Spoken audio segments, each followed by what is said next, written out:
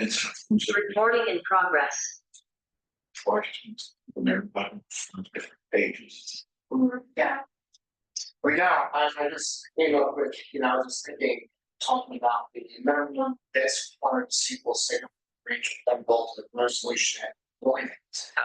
And I was looking at this, well, then I was thinking, well, there's shade that I heard two guys. Yeah, just to figure out how to compress that. Yeah, it helps if you can come up with those mnemonics or whatever they're called to remember things. Because a lot of this is just, you have to remember. Yeah. I think there's more of it on the extra. There actually isn't as much. The technical stuff is more technical, but percentage-wise, there's not as much. It's more definitions. What is this called? What's that called?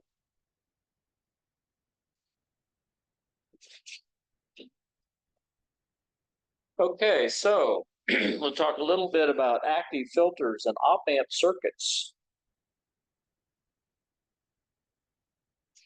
This is another math one, Vanessa. Right. You brought your calculator, right? I did. Okay. Ready to use it. All right. An op-amp, for short, called an operational amplifier. It's really an extremely high gain differential amplifier that works on AC or DC. It can have gains in the tens of thousands, which is why it's actually so versatile.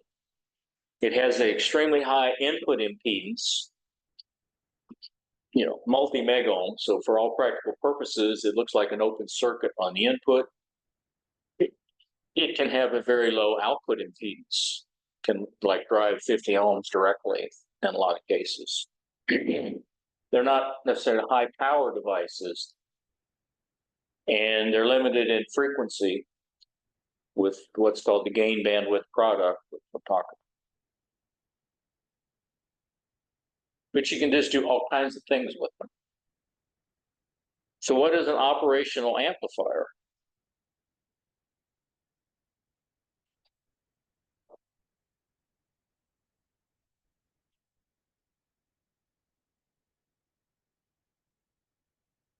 Anybody?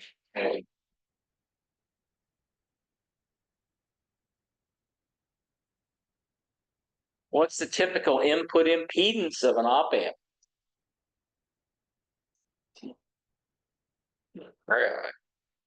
What's the typical output impedance of an op-amp?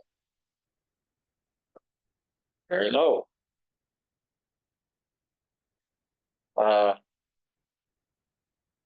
In the real world, they don't have a infinite frequency response. So we have what's called the gain bandwidth product, which is defined at the frequency at which the gain, the open loop gain is 1. So at that point, whatever that frequency is, you're not going to get any amplification out of it straight through. So lower frequencies, you go up that curve that you see there. And at a certain frequency, it's basically frequency independent. You're going to have the same amount of gain regardless of the frequency. It's a little confusing because there's a question coming up. I don't like the way they worded it. We'll talk about it.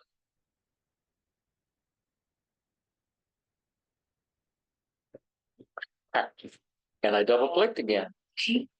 Yeah. So how does the gain of an ideal operational amplifier vary with frequency? Well, see, they say it does not vary with frequency, but if you looked at that chart, part of it does, depending on the frequency. That's why I don't like the question. So you'll remember that it's not what you think. What is the gain bandwidth of an operational amplifier?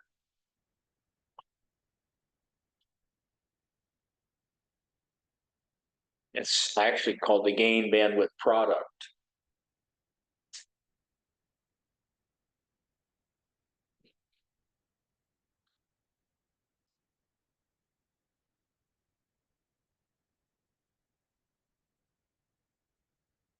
Any guesses? Probably.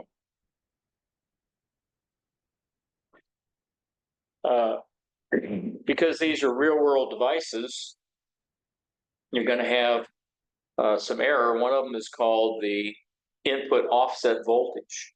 In theory, if there was no input, the output would be 0. In a real device, with no input, you might have an output, positive or negative. There's a little bit of offset in the way that the chip itself is made. So we call that the input offset voltage, and that's how much you have to adjust one of the inputs in order to get a 0 output. In other words, sort of calibrated. You don't have to remember that formula. That's a simple formula. Yeah, they all. What is meant by the term op-amp input offset voltage?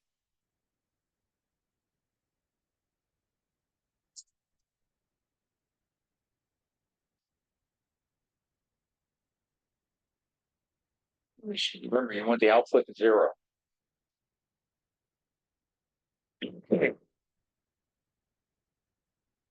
There's a whole bunch of different configurations you can do with op amps. You can make a comparator. You can have a non-inverting amplifier. You can have an inverting amplifier, which is all they concentrate on. A voltage follower has a gain of 1, but you have a high input impedance, low output impedance. So it can be used as a buffer to drive a lot of circuits. You have a summing amplifier where you have multiple inputs all through like R1 through Rn, and it will sum those together in the output. Have a differential amplifier where you're looking at the difference between the two inputs. A differentiator, which is also a high-pass filter, and an integrator, which is also called a low-pass filter. And these are what you used to use. You don't hear them much anymore, but back in the day, a big thing was analog computers. And you could simulate mathematical stuff with them. And they used operational amplifiers made out of tubes with integrators and differentiators. So you could do integrals and differentials in it. It's cool stuff. And the tubes glow. Neat. So in the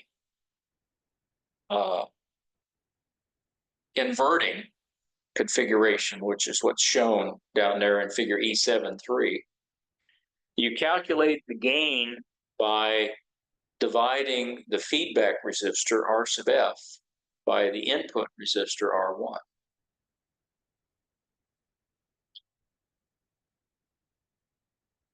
Okay. So if you really have a voltage divider,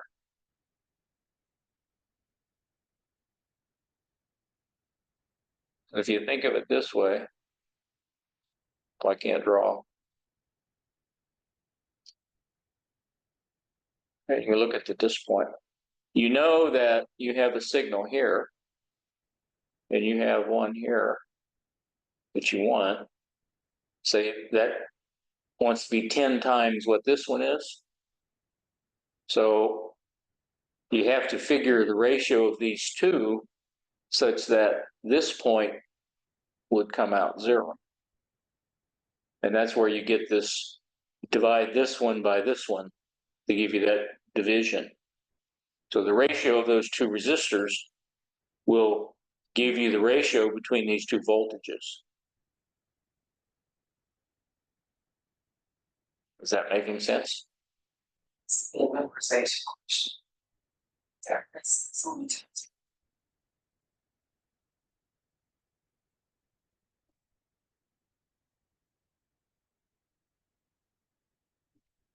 So what is the magnitude of voltage gain what magnitude of voltage can be expected from the circuit in E3 when R1 is 10 and RF is 470?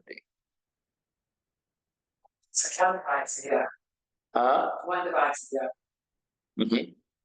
They just some people which one what's the easy to was 27. I mean, it's three, two. Take the easy route.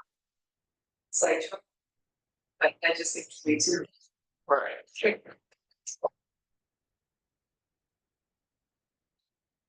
Because you want to have gain, Yeah, okay, just think of it, you want this resistor to be larger than this resistor. And the ratio of those two is the amount of gain. Because it's going to feed back whatever that output voltage is and drop it across this resistor. Because effectively, you're going to have, you could, if you wanted to work out how they got that formula, you just do Ohm's law between those with whatever the current flow would be between the two voltages and those resistors. And if you did your algebra, you'd come up with RF over R1. So it's 470 divided by 10. I want you to learn this because we're going to have several of these.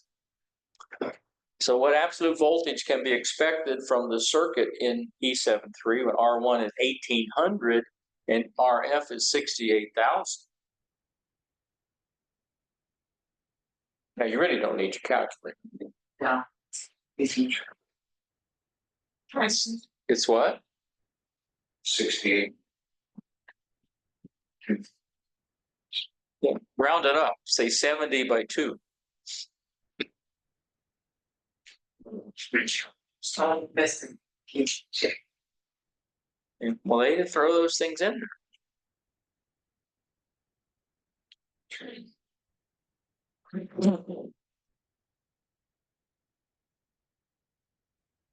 Okay, what voltage?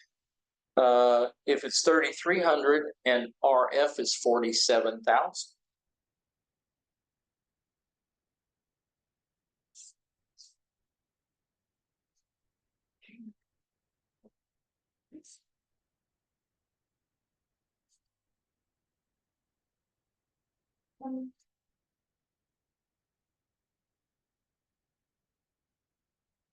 Where are? You going with? Which one? Bravo?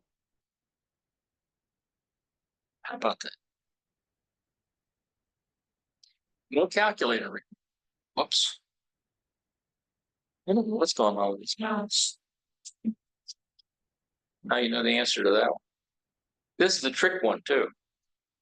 Read that one. Okay, we have R1 is 1,000, RF is 10,000. That's simple enough. We got 0.23 volts coming in. So what's the output?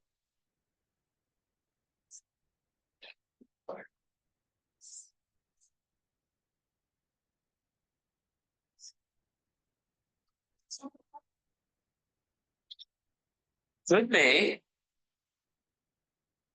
You want to stick with Bravo? Yeah. Remember, I told you it's a trick, sort of. You have to remember that it's an inverting operational amplifier configuration. The voltage is coming in on the inverting input. So it's going to be which one? Delta.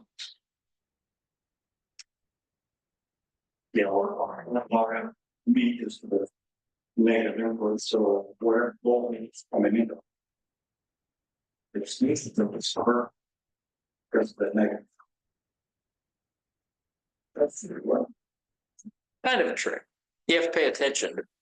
And I don't like the fact they don't have any questions about a non-inverting, where the formula is slightly different.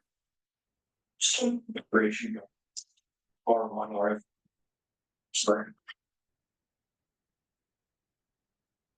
Okay, so we can also create what is called active filters with an operational amplifier. By using essentially capacitors, resistors in the feedback circuit. So we can make a high pass or low pass filter, a couple of them. You can make a band pass or a notch filter.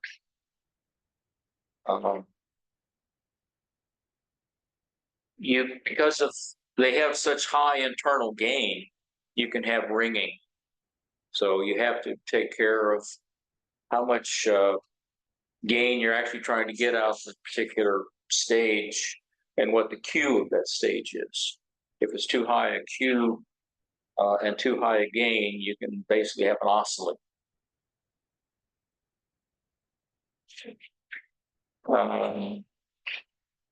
This one is because there's a question coming up where they want to know if you take the same circuit we were looking at, like the previous one, 10K and 100K, and you add a capacitor across the feedback resistor, what does the circuit do?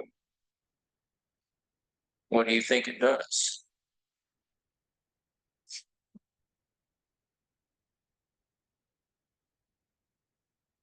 What's going to happen to the feedback? Remember, this is an AC signal. Okay, you have a capacitor here in parallel with this 100K resistor. So as the frequency goes up, the reactance or impedance of that capacitor is going to do what?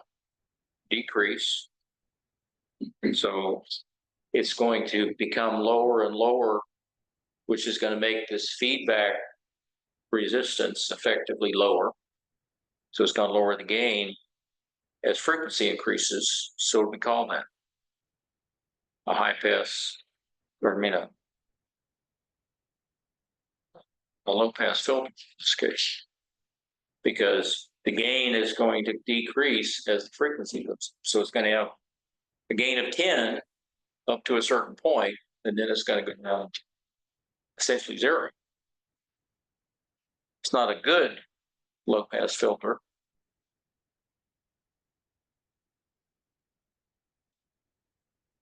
What's the frequency response of the circuit in 7.3 if a capacitor is added across the feedback resistor?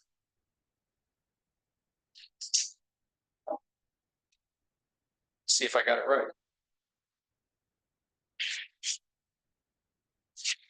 How can unwanted ringing and audio instability be prevented in an op-amp RC audio filters?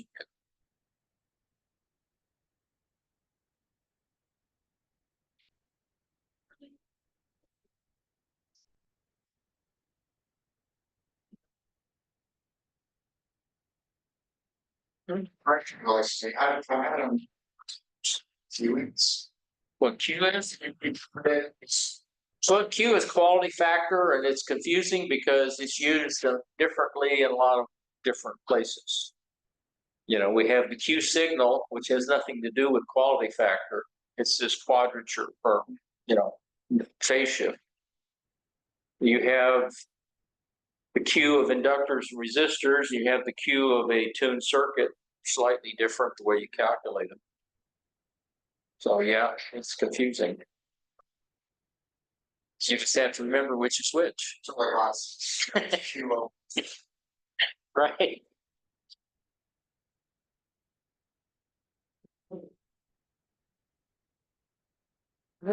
Is this the easy section? Which? This one coming up? Keep waiting for the easy section.